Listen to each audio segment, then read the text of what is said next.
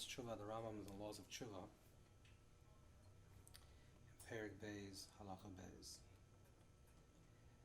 chapter 2, verse 2. It says, Mai Teshuvah, what is Teshuvah? Teshuvah is Sheyazui v'achoyte chetay v'yasir v'achshavtay, that a person lets go of his negative ways of acting and he stops thinking about them. V'yigmar b'liboy sh'leyasei void, and he decides and he makes a resolution in his heart that he will not repeat this behavior. Shnemer yazav rosh darkei, and then v'chein yisnachem al hara, and the same thing also, he regrets the past. So the Rambam writes,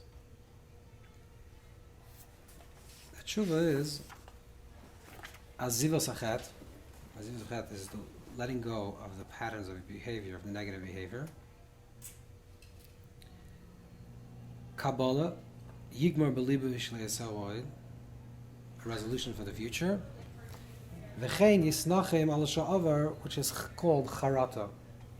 So aziva, Kabbalah, and charata. Aziva means you let go of the negative patterns.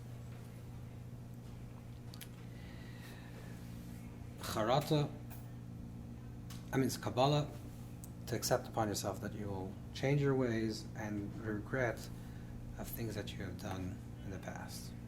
So the first thing is azivas achet. Azivas achet means to let go of the pattern of behaviors you're doing.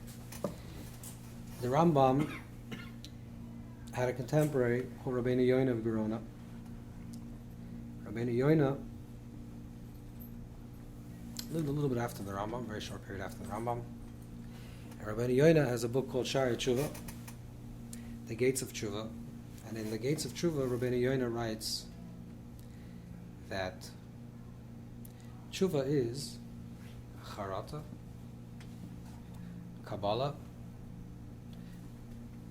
means you regret what you've done, you accept upon yourself to do it differently, and azivas achet, and to let go of these patterns of behavior. So there's a stark difference between these two opinions, which is, according to the Rambam, you first start with aziva, you first start with letting go of the certain patterns of behavior, and according to Rabbeinu Yonah, you first start with charata, with regret. So what do we do? What do we do? So this is the first thing that we have to understand a little bit about Teshuvah.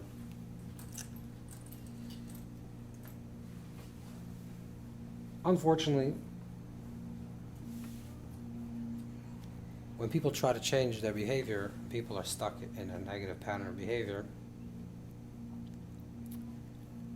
Whatever that pattern of behavior is, it can be between you and yourself, it can be between you and man, it can be between you and God.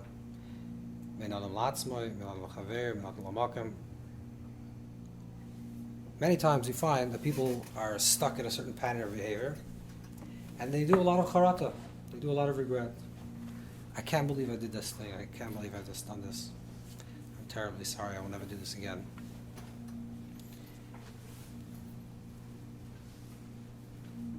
There's a saying that's found in Sifrei Musar, in the books of Musar, that says Rishoyim Maleim Charatas, that those who are stuck to negative patterns, Rishoyim, are full of regret.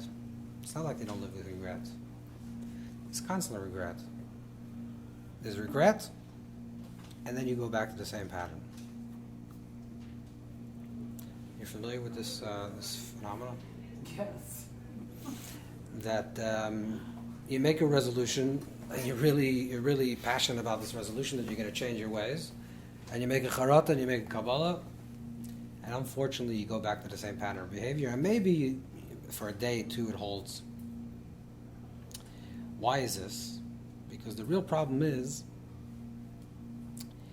that once you get into a certain pattern of behavior, it becomes your nature. It becomes your way of being. And Chazal say that, the sages say that Avera Gereres Avera, that one sin leads to the next. It's really once you're stuck into a certain pattern, it's very hard to break out of the pattern. There's a teaching in the Gemara that says, in Selichos, that says that ein adam over avera elim kenichus meruch shtus, that a person doesn't sin only if a sense of folly enters them. So then the question is, okay, so then a sense of folly enters, so why is the person responsible for his actions? If you say that was a ruach shtus, a spirit of insanity entered you, and therefore you're acting a certain way, so then why are you responsible?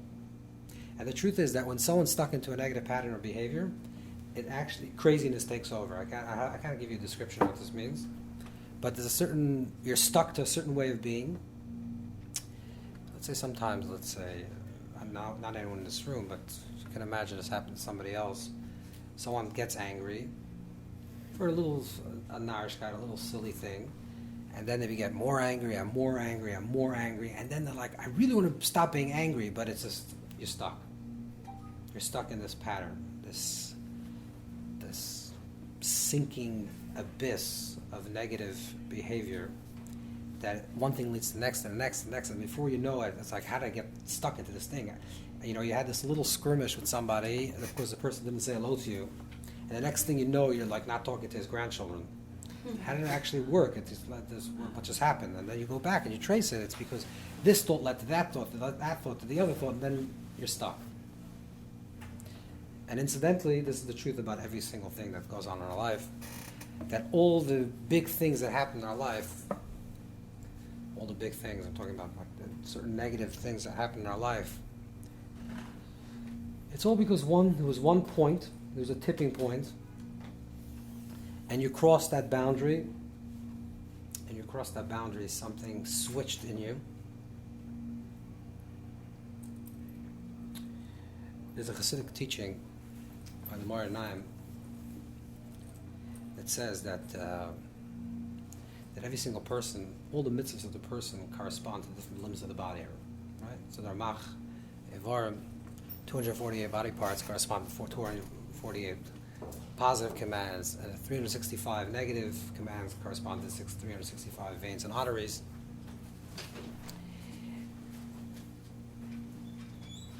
And when a person does something negative, when I'm right, what happens is that in their consciousness, in their soul, it says lo sigzol, you shouldn't steal. It's like written on the very fabric of your being. And when a person does something negative, they steal, that is erased. And therefore, when a person does Teshuvah, part of Teshuvah is the person has to do vidui, which means you have to verbally declare that you're going to change your way. Why do you have to verbally do it? Because the Moreh Naim says because you have to repair that lo signav that says you should not steal. It should say again lo signav, because now it says signav. Now it says steal.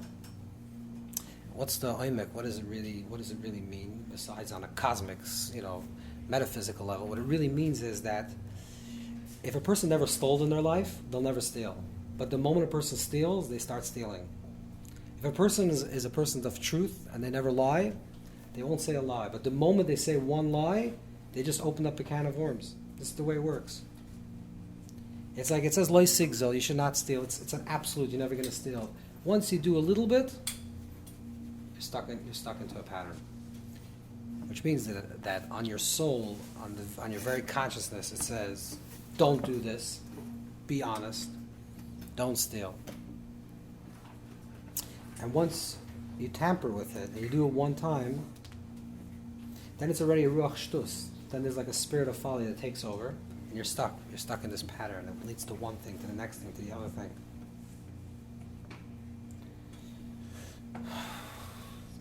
This is a problem. How do we undo this? How do we undo this?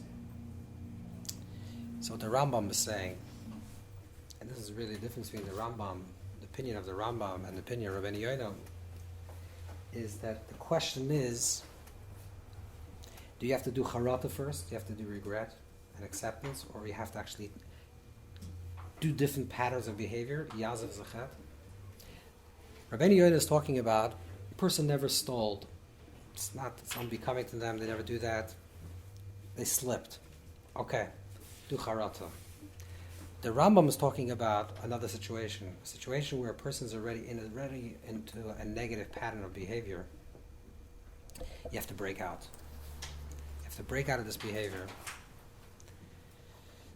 So the first thing you have to try to do is first not say, I regret it, because you can regret it from today to tomorrow. You're going to go back to the same behavior. It's not going to help. You have to do something radical. What's radical? Yazav zachet. I don't even regret doing this. Before regret. I haven't yet regret doing this pattern of behavior.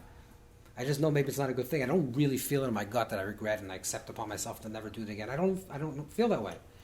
First change. A person has to change his path. That's the first step. We talked earlier today, but most of you weren't here, so we're going to chazer over this idea.